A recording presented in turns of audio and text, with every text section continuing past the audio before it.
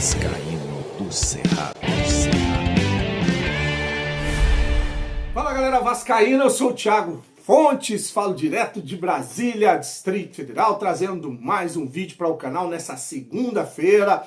Vamos falar de campeonato carioca, vamos falar de time principal, vamos falar de muita coisa nesse vídeo. Antes vou pedir para você deixar o joinha, deixa o like, se inscreve no canal, compartilhe, comenta que ajuda o canal a ser indicado na plataforma do YouTube. Sempre com a força de vocês o canal ele continua crescendo, tá? Então, eu vou começar aqui falando de Copa São Paulo de Futebol Júnior. Hoje tem um jogo mata-mata, é a segunda fase da competição. O Vasco terminou em segundo e pega o primeiro colocado de um outro grupo, que é o Juventus. O jogo é de tarde, 15 horas, deve passar aí na Cazé TV, no Sport TV. Eu sei que é um jogo eliminatório. O Vasco, que se classificou sem vencer e sem perder, foram 3 empates, encara o Juventus, que se classificou com 2 vitórias e um empate, em um grupo difícil, porque tinha o Ceará e a Portuguesa de São Paulo. A Portuguesa foi eliminada, tem um outro time que agora eu esqueci o nome, mas o Ceará se classificou em segundo e o Juventus com 7 pontos, 2 vitórias e um empate se classificou em primeiro, pega o Vasco hoje. Quem perder está fora da copinha, o Vasco está jogando sub-15, sub-17, uma competição de sub-20. Então, vai ser para mim uma surpresa se o Vasco se classificar hoje, tá?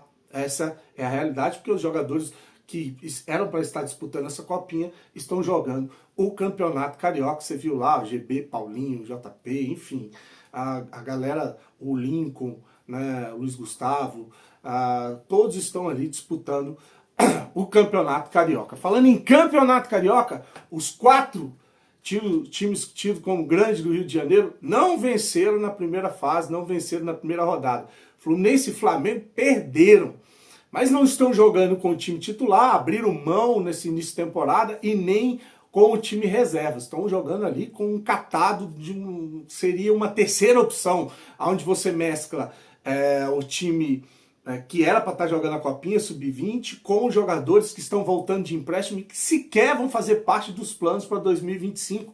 A maioria dos times estão optando por essa mescla para iniciar esse campeonato. Eu vi gente mandando mensagem dizendo assim, que bobagem, bota logo os caras para jogar, já estão treinando. Não é assim.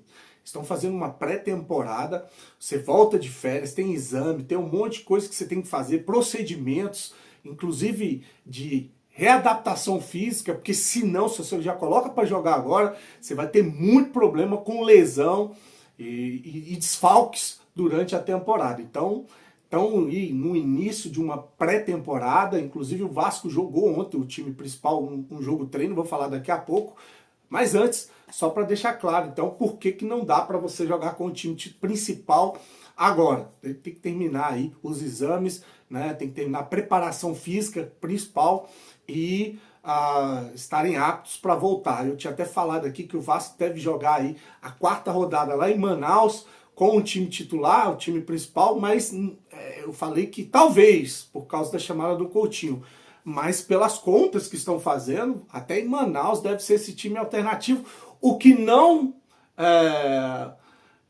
me deixa com dúvida com relação a esse jogo de Manaus são os valores dos ingressos. Abriram aí, acho que é o Metrópolis também, né, que igual daqui de Brasília, a empresa que comprou os direitos, abriram venda aí, com ingressos caríssimos, ingressos de Libertadores, para talvez um time alternativo em um campeonato que não vale absolutamente nada. Então, um absurdo, aí, meia entrada de R$150. Não existe o que estão fazendo com a galera de Manaus, tem vascaíno pra caramba, a gente sabe das dificuldades que o brasileiro está enfrentando, principalmente com muito problema econômico, né?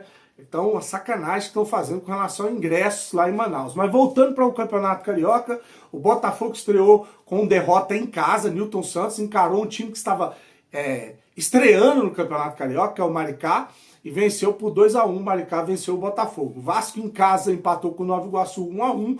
O Urubu perdeu para o Boa Vista por 2-1. O Fluminense empatou em 0-0 com o Sampaio Corrêa. Amanhã já tem jogo do Campeonato Carioca. O Botafogo vai encarar a Portuguesa. Na quarta-feira o Volta Redonda encara o Fluminense. E aí na quinta o Vasco entra em campo contra o Bangu e o Urubu pega o Madureira jogando fora. Madureira e Bangu, o Vasco joga em São Januário. Tá aí, então amanhã já reinicia aí a segunda rodada do Campeonato Carioca.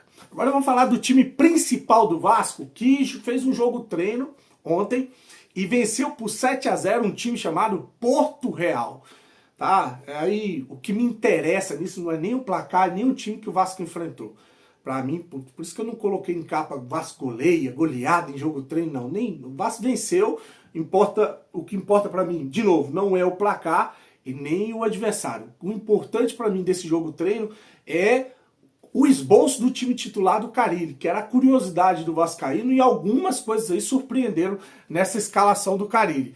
O time que entrou no primeiro tempo é o Léo Jardim, PH, João Vitor, Lucas Oliveira e Piton. Então você fecha ali o quarteto com Lucas Oliveira, Piton, PH. A novidade é o Lucas Oliveira. Até porque o Maurício Lemos chegou agora, ele falou numa entrevista lá, no aeroporto do Rio de Janeiro, que ele ainda não está em condições físicas, vai ter que fazer uma pré-temporada, está muito tempo sem jogar, já não jogava lá no Atlético Mineiro, então ele vai precisar desse tempo para poder voltar, né? Aí tem o meio de campo com o Jair, tirou o Hugo Moura, tirou o Cocão, Jair, Paulinho, Tietê e Coutinho. Um meio de campo aí de qualidade.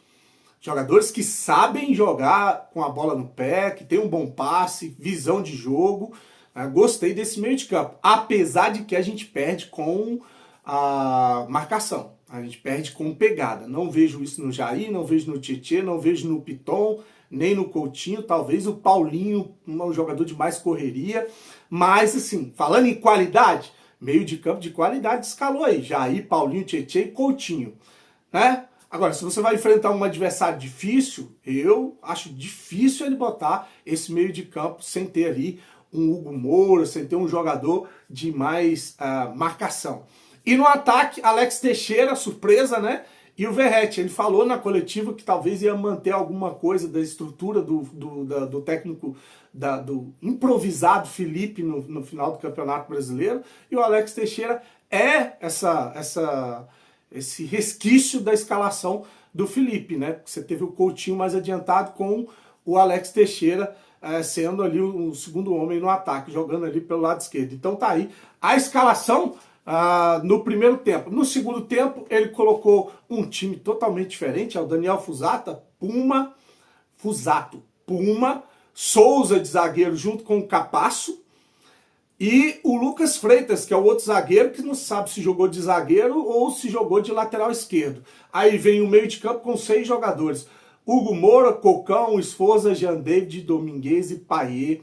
Tá, então, o segundo tempo, a escalação, na verdade, no segundo tempo desse jogo treino do Vasco. Jogadores que fizeram gol, o Payet fez 2, Verratti fez 2, Jean David fez 2 e o Puma fez 1, 7-0, tá aí. Então, o jogo treino, e a pergunta que eu quero deixar para vocês é o que vocês acharam das escalações, tanto do primeiro quanto do segundo tempo, e dessas duas escalações, qual seria a escalação ideal para você hoje, para o Vasco entrar em campo e disputar aí o Campeonato Carioca, talvez um clássico contra o Fluminense, que é o jogo aqui em Brasília. Como é que você escalaria esse time? Para finalizar, uma informação trazida pelo RT Sport sobre o goleiro Léo Jardim, né, que teve um interesse no ano passado do Sport, lá de Portugal, no jogador.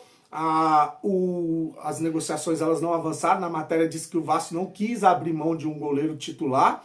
Agora tem um goleiro aí que chega com esse status também, que dá para assumir a vaga, por isso que eu acho que o Léo Jardim passa a ser um goleiro negociável, né? E aí diz que o Sport voltou a conversar com o Léo Jardim, porque um goleiro experiente do Sport, um espanhol que estava lá, de 37 anos, foi para o mundo árabe. Disse que ia ficar, mas acabou não ficando, recebeu uma proposta boa, rescindiu o contrato e meteu o pé. Então eles estão precisando de um goleiro e já havia um interesse no Léo Jardim. Estão conversando com um goleiro de 29 anos do Vasco, que tem contrato até dezembro de 2025. O Vasco está em tratativas para estender o contrato, para uma maneira de blindar para ele não sair de graça, porque no meio do ano ele pode assinar um pré-contrato e ir embora em janeiro de graça, de janeiro de 2026, jogar em qualquer clube aí, tanto no futebol nacional quanto mundial, tá? Então tá aí a situação envolvendo o Léo Jardim, sua renovação, o endereço do Sport E a gente já viu aí que o Rogério Ceni indicou o Léo Jardim para o Grupo City também, que é outro que tem dinheiro pra caramba,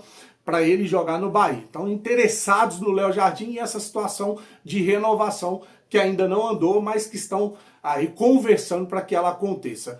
Curte, se inscreve no canal, desejar para você não só um dia, uma semana abençoada. Fique com Deus e saudações vascaínas.